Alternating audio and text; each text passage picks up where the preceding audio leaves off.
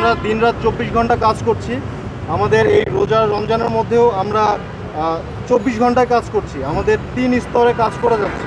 দেশের সার্বিক পরিস্থিতি আলহামদুলিল্লাহ অনেক ভালো, ইনশাল্লাহ আরও ভালো করবে এবং আমরা দিনরাত কাজ করছি যাতে করে নগরবাসী এবং সারা দেশের মানুষ ভালোভাবে থাকতে পারে। আমরা এই চেকপোস্ট বসিয়ে তল্লাশির কার্যক্রম পরিচালনা করছি।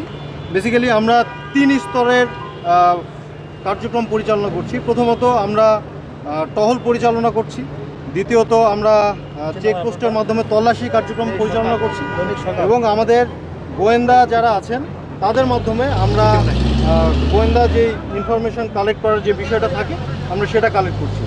তো সেটার অংশ হিসাবে বেসিক্যালি আমরা আজকে রাতে এই চেকপোস্টের মাধ্যমে তল্লাশি কার্যক্রম পরিচালনা করছি। Thank you. না, এখন পর্যন্ত একটা অস্ত্র আমরা পেয়েছি যেটা লাইসেন্সড অস্ত্র, সেটা দেখে আমরা চেক করে ছেড়ে দিয়েছি। এছাড়া কোনো অপ্রীতিকর ঘটনা ঘটে না। এখন পর্যন্ত আমাদের সেরকম উল্লেখযোগ্য কোনো কিছু পাওয়া যায় নাই। যদি আমরা কোনো কিছু পেয়ে থাকি আমরা আপনাদের জানাবো। আরেকটা বিষয়, সেটা আপনারা কি শুধুমাত্র সড়ক পথেই আপনারা এই তল্লাশি কার্যক্রম করছেন নাকি এই যে শহরের যে অলিগলি যেগুলো রয়েছে সেখানেও আপনারা পৌঁছচ্ছেন?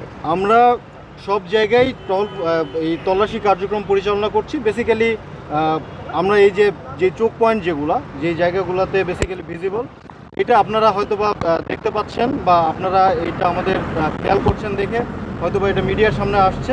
এছাড়া আমাদের যে বিভিন্ন অলিগলি আছে এসবে আমাদের যে রোবাস্ট টহল সেটা পরিচালনা করছে।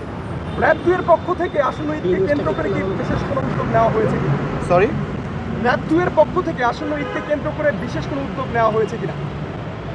আমরা অবশ্যই বিশেষ উদ্যোগ নেওয়া হয়েছে। আমরা 3 স্তরে একটা যেই কার্যক্রম পরিচালনা করছি সেটা আপনি যদি পর্যবেক্ষণ করেন তাহলে দেখবেন আমরা দিনরাত 24 ঘন্টা কাজ করছি। আমাদের এই রোজা রমজানের মধ্যেও আমরা 24 ঘন্টায় কাজ করছি। আমাদের 3 স্তরে কাজ করা যাচ্ছে। টহল পরিচালনা করছি, চেকপোস্ট করছি এবং আমাদের গোয়েন্দা কার্যক্রমের মাধ্যমে আমরা ইনফরমেশন কালেক্ট করে আমরা বিভিন্ন অপরাধী, বিভিন্ন ছিনতাইকারী তাদের ধরছি। আমাদের এখন পর্যন্ত এটাই প্ল্যান। এছাড়াও আপনারা দেখবেন যে আমাদের বিভিন্ন শপিং মলের সামনে আমরা একটা করে বুথ স্থাপন করেছি, যেটার মাধ্যমে যদি কোনো ইনসিডেন্ট ঘটে আমরা যাতে ইনস্ট্যান্টলি সেটা মোকাবেলা করতে পারি সেই লক্ষ্যে কাজ করছি। এটা বেসিক্যালি আমাদের শুধু র্যাব 2 না, এখানে আইন শৃঙ্খলা পরিস্থিতি বাহিনী যারা আছেন তারা আমরা সবাই মিলে বিভিন্ন জায়গায় কাজ করছি। আমরা আসলে পয়েন্টটা ওভাবে নির্ধারণ করি নাই, বাট যেই জায়গাগুলো ঝুঁকিপূর্ণ আমাদের কাছে সেই তথ্য আছে, আমরা সেই অনুযায়ী কাজ করছি। সেই জায়গাগুলোতে আপনারা এখন দেশের সার্বিক পরিস্থিতি কি দেখছেন?